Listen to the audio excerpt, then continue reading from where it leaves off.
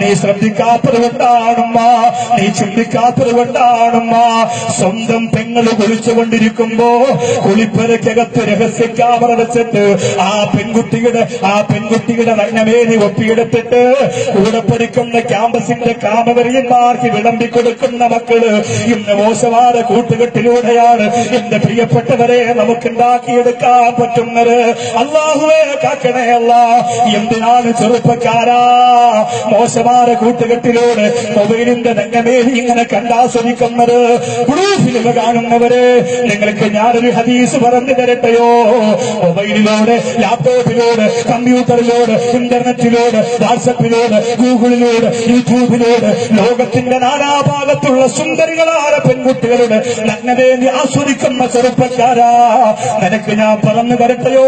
എന്റെ റസൂല് പഠിപ്പിച്ച ഒരു ഹദീസ്. ഒരു അന്യ പെണ്ണിന്റെ മുഖത്ത് അറിയാതെ എങ്ങാനും നോക്കിപ്പോയി നിന്റെ പേരില് സലബ എന്ന് പറയുന്ന സഹാബി 40 ദിവസത്തോളം പട്ടിണി കിടന്ന് മക്കയുടെയും മദീനയുടെയും ഇടയിലെ പർവ്വതത്തിനിടയിൽ മരിക്കുന്നത് പോലെ മരിക്കാറായ സമയം വരെ കിടന്നു പോയെങ്കിൽ ആ മുത്തുനബി തങ്ങൾ പഠിപ്പിച്ച ഒരു ഹദീസിന്റെ മാറഞ്ചേരികളെ ചെറുപ്പക്കാരാ, എന്റെ പെങ്ങളെ നിനക്ക് പറഞ്ഞു തരട്ടെ.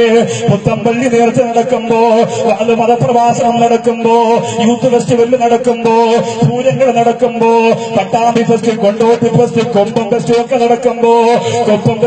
നടക്കുമ്പോ, പെരിന്തൽമണ്ണയിലും അതുപോലെ മലബാറിന്റെ തീരത്തൊക്കെ ആഘോഷങ്ങളും ആഭാസങ്ങളും നടക്കുമ്പോ അവിടെയൊക്കെ സുന്ദരികളായ പെൺകുട്ടികളെ രഹസ്യ ക്യാമറയിലൂടെ ഒപ്പിയെടുക്കാനായി നാവ് നീട്ടുന്ന നായകളെ പോലെ അലഞ്ഞു തിരിയുന്ന മലബാറിന്റെ സംസ്കാരം എറിഞ്ഞടച്ച മക്കളെ പഠിക്കുക.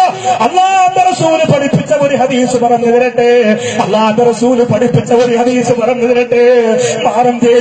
മാറഞ്ചേരിയിലെ മണ്ണിന്റെ മുന്നിൽ വന്നിരിക്കുന്ന ഇസ്ലാമിന്റെ പെങ്ങളെ, മാറാ കഴിയുമെങ്കിലും മാറിക്കോ പെങ്ങളെ, ഒഴിവാക്കാ കഴിയുമെങ്കിൽ എന്റെ ചെറുപ്പക്കാരാ നീ ഒഴിവാക്കിക്കോ ചെറുപ്പക്കാരാ.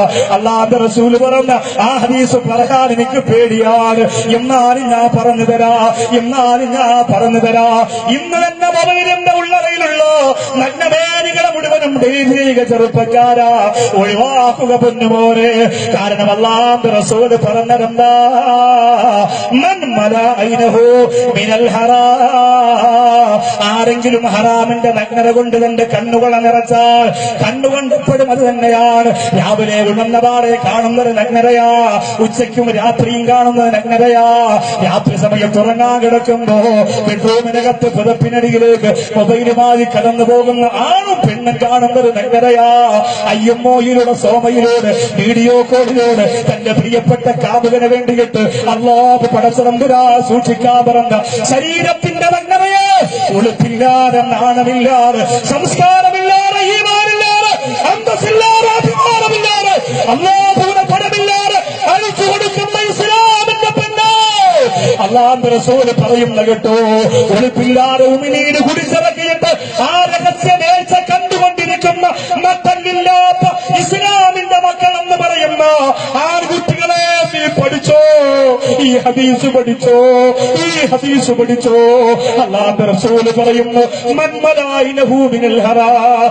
ആരെങ്കിലും ഹറാമാകുന്ന നഗ്നമേനി ആണിന്റെയും പെണ്ണിന്റെയും നഗ്നത കണ്ട് അവന്റെ കണ്ണിനെ നിറച്ചോ മല അല്ലാഹു ഐനഹു മിൻ ജംബി ജഹന്നമ. അവന്റെ കണ്ണുകളെ നരകത്തിന്റെ തീക്കണ്ടകളെ കൊണ്ട് അല്ലാഹു നിറയ്ക്കുമെന്ന് എന്റെ നൂറാ നബി മുഹമ്മദ് മുസ്തഫ, എന്റെ നബിയേ നബി മുഹമ്മദ് മുസ്തഫ. ഹറാമ് കണ്ട് കണ്ണ് നിറച്ചുപോലെ ചെറുപ്പക്കാരാ, ഹറാമ് കണ്ട് നഗ്നത കണ്ട് ബ്ലൂഫിലിമ കണ്ട് കണ്ണ് മഞ്ഞളിച്ചു പോയ പെങ്ങളെ, അതൊരു ആസ്വാദനമല്ലേ, അതൊരു രോമാഞ്ചമല്ലേ, അതൊരു സുഖമല്ലേ, അതൊരു സന്തോഷമല്ലേ എന്ന് ചിന്തിക്കുന്ന ഇസ്ലാമിന്റെ മക്കളെ അല്ലാഹുവിന്റെ റസൂല് പറഞ്ഞിരുന്നെന്നറിയോ? അങ്ങനെ കണ്ട് ആ കണ്ണ് മഞ്ഞളിപ്പിച്ചു പോയ ഇസ്ലാമിന്റെ യുവത്വമേ മല അല്ലാഹു ഐനഹു മിൻ ജംരി ജഹന്നമ. നരകത്തിന്റെ കനൽക്കട്ട കൊണ്ട് അവന്റെ കണ്ണുകള് അല്ലാഹു നിറയ്ക്കുമെന്നാണ്. പടച്ചവനെ കാക്കണേ അല്ലാ, അല്ലാഹുവേ കാക്കണേ അല്ലാ. ഉമ്മയുടെ ആങ്ങള വീട്ടിന്റെ കത്തിട്ട് അല്ലാഹുവേ അമ്മാവൻ പൊന്നുമോളെ വ്യഭിചരിക്കുകയാണ്, അമ്മാവൻ പൊന്നുമോളെ വ്യഭിചരിക്കുകയാണ്. ഈ കേരളത്തിൽ നടന്നതല്ലേ? എന്ത് സാംസ്കാരിക കേരളമാണ്! എത്ര മെട്രോ വന്നാലെന്താ, എത്ര കുടിവെള്ള പദ്ധതി വന്നാലെന്താ, എത്ര കൊട്ടാരം വന്നാലെന്താ, ഏതധികാരി മാറി മാറി ഭരിച്ചിട്ടുണ്ടോ, എത്ര പാവപ്പെട്ടവർക്ക് വീട് വെച്ചു കൊടുത്തിട്ടെന്താ? വീട്ടിന്റെ അകത്ത് അമ്മാവ് തന്റെ സ്വന്തം പെങ്ങളുടെ മോളെ വ്യഭിചാരം നടത്തുകയാണ്.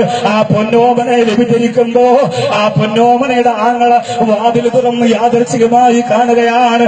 അവന് പരാതിയില്ല, അമ്മാവന് പരാതിയില്ല. പരാതിപ്പെടാത്തതിന്റെ കാരണം എന്തെന്നറിയോ? നാളെ മുതൽ എന്റെ പെങ്ങളെ എനിക്ക് ഊടി വ്യഭിചരിക്കാൻ തരണമെന്ന് ഉമ്മയുടെ ആങ്ങളയോട് കാല് പിടിച്ചു പറയുന്ന, ഉമ്മയുടെ ആങ്ങളയോട് കാല് പിടിച്ചു പറയുന്ന കാമക്കണ്ണിന്റെ കാലമാണ്. അല്ലാഹുവേ കാക്കണേ അല്ലാഹ്.